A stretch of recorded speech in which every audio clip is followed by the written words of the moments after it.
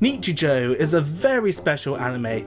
It is unique in simply what it is. You may find yourself watching the daily shenanigans of a family made up of a robot, a talking cat, and a selfish little brat one minute, and the next, an airship is under attack by a blue-haired girl who wants her wooden cube hair clips back.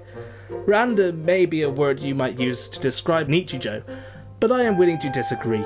Nichijou likes to portray the mundane in the most absurd, peculiar, and sometimes extravagant ways, being either literal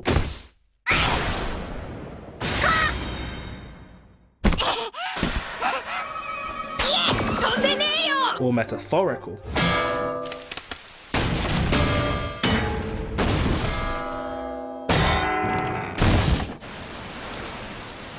Unfortunately, Nichijou almost caused Kyoto Animation to go bankrupt, according to animator on the show Suzuki Shunji, and it almost lost KyoAni their reputation too. This is due to a number of reasons like Steins Gate, Denman Wonderland, and Madoka Magica downright outcompeting Nichijou in the same season. Ever since then, Nichijou has gained a loving following, and it is hard to find anything but praise for this show, which definitely deserves it. As one of the most artistically driven and hilarious anime to ever see the light of day, and is often referred to as a classic, ladies and gentlemen, I present to you Nichijou, or as we say in English, My Ordinary Life.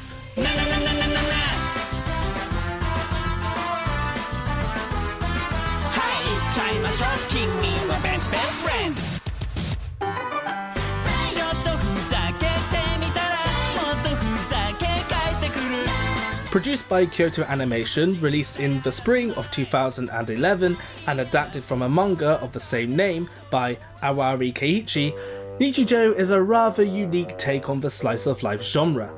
It takes what you are familiar with from shows like K-On! And Lucky Star and dials everything up to 11. When it comes to story, Nichijou does not technically have one. It is about the goings-on in this fictional town, mainly focusing on 3 students. Mio Naganohara, who has a tendency to bottle everything up. She is also an aspiring mangaka, but does not want her friends to see what it is she draws, as it is extremely embarrassing for her. Yuko Aoi is the klutz in the group who always means well, and we have Mai Minakami. Mai is a very hard character to read. One minute she will be playing an elongated joke, and the next she will be flabbergasted at a situation she unknowingly caused. These 3 girls have an unshakable bond, which is evident through the fun, witty, and clever short stories they're in. Some stories make no sense, but that is by no means a negative. For example, there's a scene where Yuko is thrown out of class and ends up witnessing the school principal wrestle with a deer.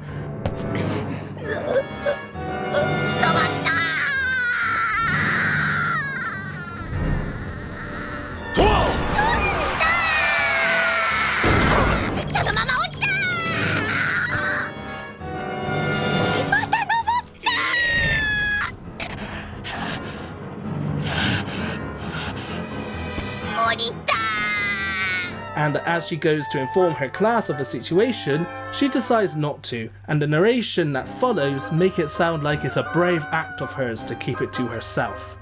Elsewhere in town lives Hagase, a young and bratty girl who cannot eat enough snacks and adores sharks.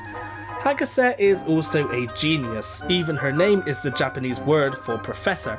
She created Nano, a robot with a wide range of absurd features which all render useless.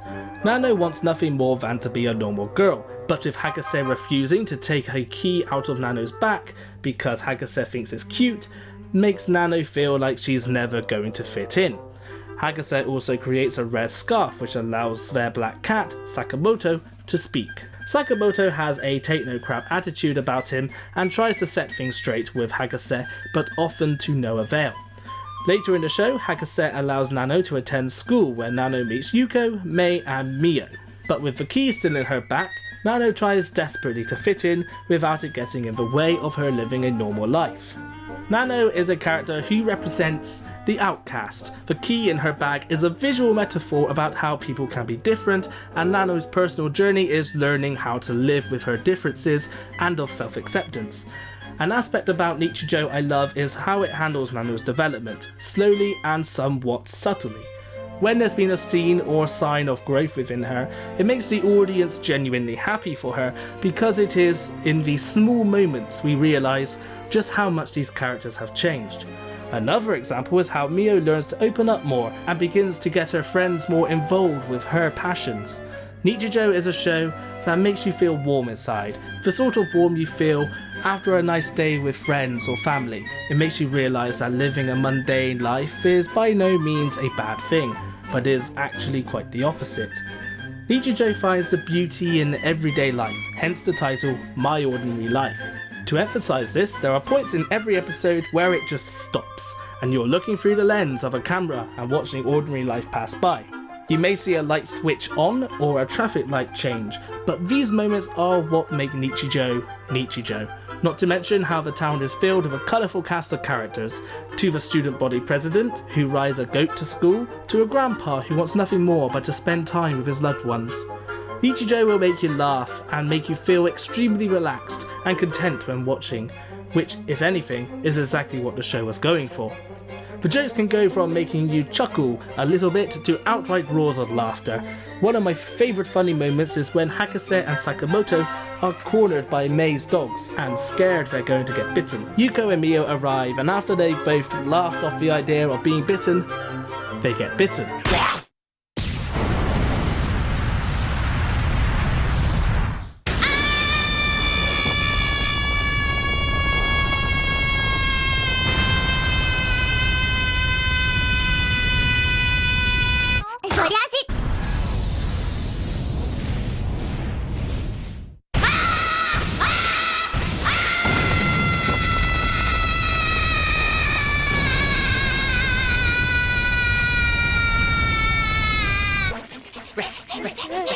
Another hilarious moment is when Yuko and Mio start saying random words and spread their contagious laughter to us, the audience. Nichijou and its uniqueness is something special, and you owe it to yourself to watch it, just for how funny it is and the amount of heart that has gone into this marvellously relatable show.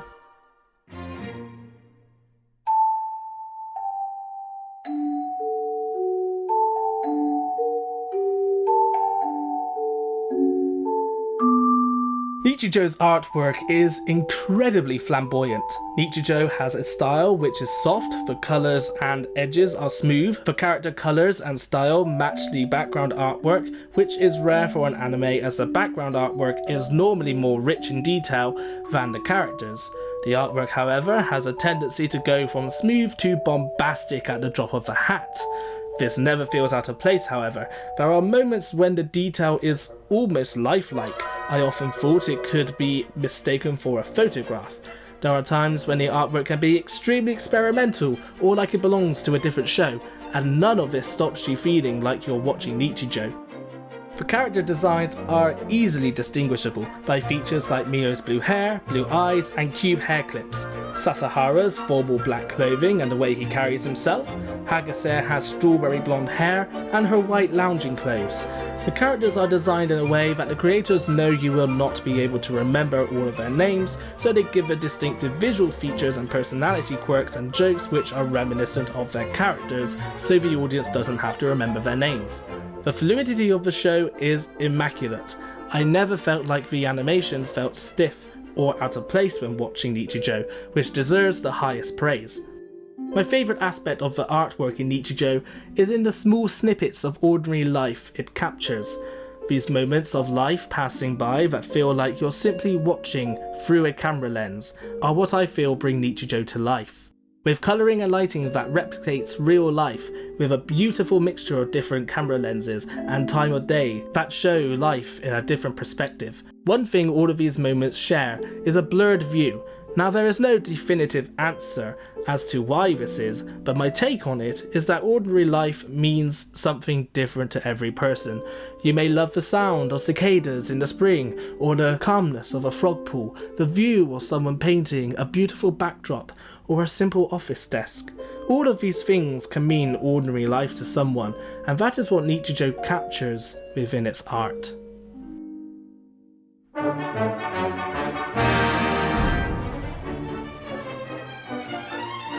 The opening song is a song about having a silly little crush on someone. It contains lyrics which demonstrate that this is an adolescent's love, shown in lines like this. I manage conversation, but I keep stuttering. Despite the juvenile take on the love, the song has an extremely fun and upbeat tone that never fails to get you pumped for the next episode. The second opening song is about best friends, being close and having fun together. This song shares the same wacky upbeatness the first opening song does. I do, however, prefer the visuals for this opening, as it shows our characters taking their next steps in their lives. The ending song for the first half of Nichijou is ZZZ. This song is sung by multiple artists and is always a pleasant listen. Lastly, the second ending shows beautiful visuals of the town's ongoings, but the song changes in each episode. My favourite rendition of this ending is with the song Tsubasa wo Kudasai, because it is a folk song about being given wings to be free. Or it may be because of my love of the scene with this song in Evangelion 2.0, or Baby Metal's performance of this song. The soundtrack is exactly what Nichijou needed, music that portrays the mundane. It feels so in place in the show that it is barely noticeable, which is a huge plus in my book. It is my belief that if you do not notice a soundtrack when watching a show, then it is fulfilling its duty by giving the scene an atmospheric or emotional boost. There are, however, a lot of tracks which are grandiose, normally played in scenes of humour when something silly is portrayed as something to be proud of. There are even action tracks which are played during the more intense scenes, normally to boost the comedic effect, such as when Yuko drops her food and becomes determined to prevent it from crashing on the ground.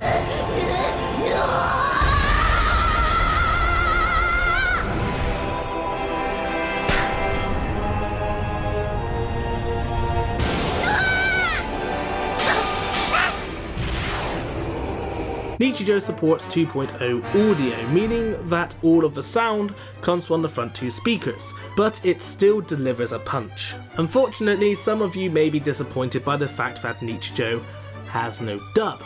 I do not personally view this as a setback, as Nichijou is extremely Japanese in its humour, even to the point where some of the jokes are language based, and without at least the knowledge of how the Japanese language works, these jokes will go over your head. Luckily, there are not many. Translating these jokes in their spoken language will make absolutely no sense at all and will confuse everyone watching, which probably means the jokes will have to be changed if Nichijou ever gets a dub.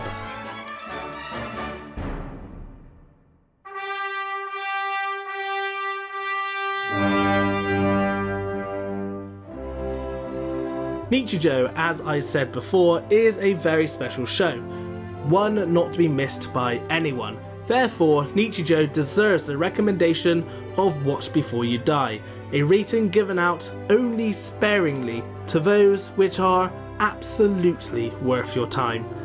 If by this point you have already seen Nichijou and are looking for shows like it, then I had to point you in the directions of Sound Euphonium for its incredibly lifelike character building through subtlety and the emotional journey of the main character, Kumiko. My second recommendation is The Melancholy of Haruhi Suzumiya, a slice of life show which is somehow even wackier than Nichijou. A time traveller, Esper, and alien try their dandiest to prevent a god in the form of a high school girl from accidentally destroying the universe with the power she unknowingly has. I bet some of you expected I was going to recommend K-On! Or Lucky Star.